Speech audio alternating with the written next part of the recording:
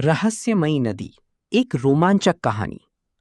Amazon के घने जंगलों के बीच बहती एक विशाल नदी थी, इतनी गहरी और चौड़ी कि उसके पार का किनारा कभी-कभी धुंध में खो जाता था।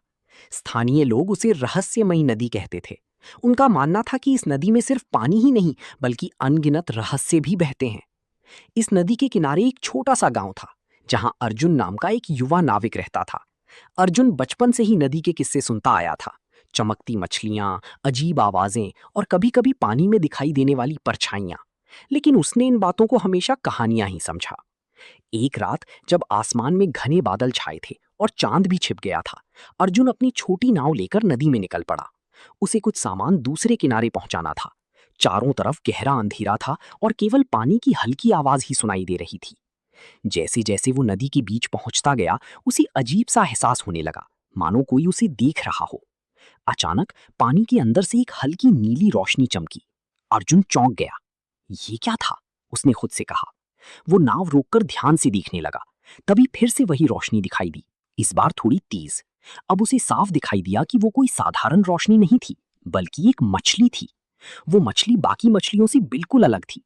उसका शरीर हल्की नीली चमक से जगमगा रहा था और वो धीरे धीरे पानी में तैर रही थी। अर्जुन की आंखें फैल गईं। क्या ये वही रहस्यमयी मछली है जिसके बारे में लोग कहते हैं? मछली कुछ देर तक वहीं रही, फिर अचानक आगे की ओर तैरने लगी। अर्जुन को ऐसा लगा जैसे वो उसे कहीं बुला रही हो। थोड़ा सोचने के बाद उसने अपनी नाव उसी दिशा में मोड़ दी।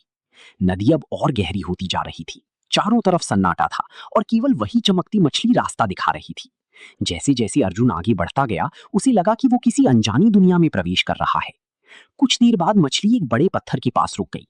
अर्जुन ने ध्यान से देखा, वो पत्थर आधा पानी में डूबा हुआ था और उसके नीचे कुछ चमक रहा था। उसने साहस जुटाकर नाव से नीचे झांका और जो उसने देखा, उसे देखकर उसकी सांसें थम गईं।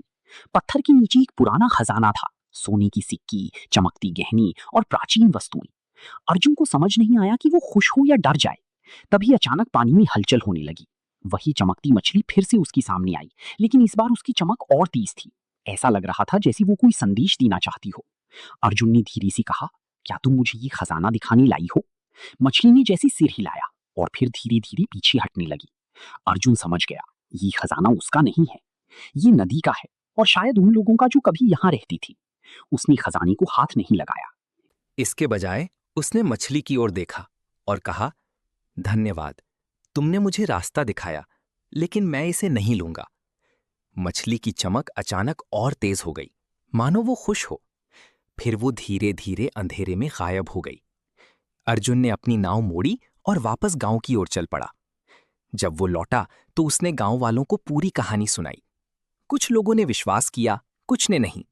लेकिन उस दिन के बाद अर्जुन बदल गया। अब वो नदी को सिर्फ पानी नहीं समझता था, बल्कि एक जीवित रहस्य मानता था, जिसमें अनगिनत कहानियां छिपी हैं।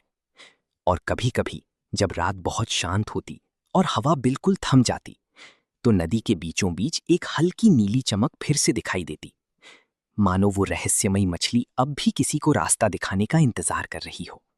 समुंदर, सितारे।